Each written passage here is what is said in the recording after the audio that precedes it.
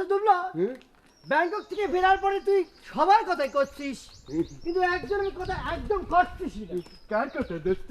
ওই যে কুস্তি নানার কথা। আরে না, কুস্তিনার কথা কি কব? তাহলে কুস্তিনার শালিকা আছে না, শালিকা, কি আমার প্রাণ প্রিয় পরিণামীর কথা আমি করছি, তার কথা করছিস না। কি ঘটনা? কি রে দাঁড়ানিস কি? রাহাল, মুখ সামলায় কথা কোস। তুই কোন সাহসে আমার সোনার ছবিটা তুই পরিণামী করছিস?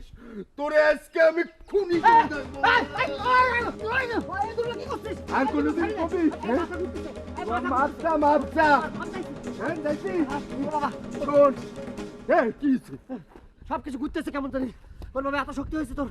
হ্যাঁ, এরপরে যদি আর কোনোদিন সোনার ছবির নাম মুখে নিছিস তাহলে কিন্তু এই সানগ্লাস জামা প্যান্ট সব আমি কিন্তু খুলে নেব। আচ্ছা আর কব না নি। আচ্ছা এখন কি করছিলি? না আমি জানতে চেয়েছিলাম যে তুই কি দিলকুশের কথা একদম ভুলে গিয়েছিস, মানে তার সম্পর্কে কি তোর কোনো কোনো আগ্রহ নেই?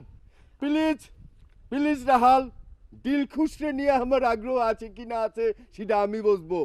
তুমি কোনো ধরনের আগ্রহ দেখানোর চেষ্টা করে না। মানজালা রানীর সাথে আমার কথা হয়ে গেছে, আজ রাত্রি দেখা হবে দিলখুশির সাথে।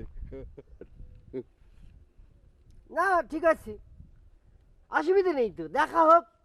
না করছিলাম মানে তুই যেভাবে নীরব থাকছিস, কোনো কথা করছিস না তোর সোনার ছবি সম্পর্কে, এজন্য ভাবলাম থাইল্যান্ডের কোনো মেয়ের সাথে তোর আই লাভ ইউ হয়ে গেছে। থাইল্যান্ডের মেয়েগুলি নাকটা বোসা হলে অনেক সুন্দর, কিন্তু আকর্ষণ। হ্যাঁ, আমি কি তোমার মতো 2 নাম্বার নাকি? হ্যাঁ, সোনার ছবি ডুবলো কোনোদিন অন্য কোনো মায়ের দিক তাকায় না, বুঝছিস?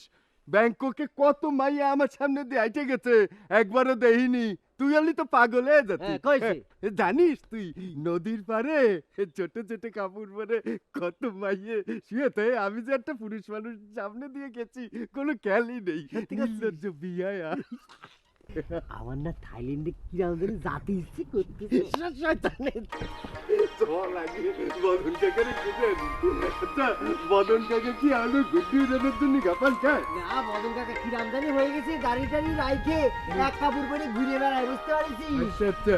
ডাক দিলে কয় ও কিরাম জানি হয়ে গেছে, উদাস হয়ে গেছে। এক রাঙা বেদন তার শেষ করে দিয়েছে, ছেঁকা খাইছে, পুরা ছেঁকা খাই- শেখাই কেমন জানি হয়ে গেছে।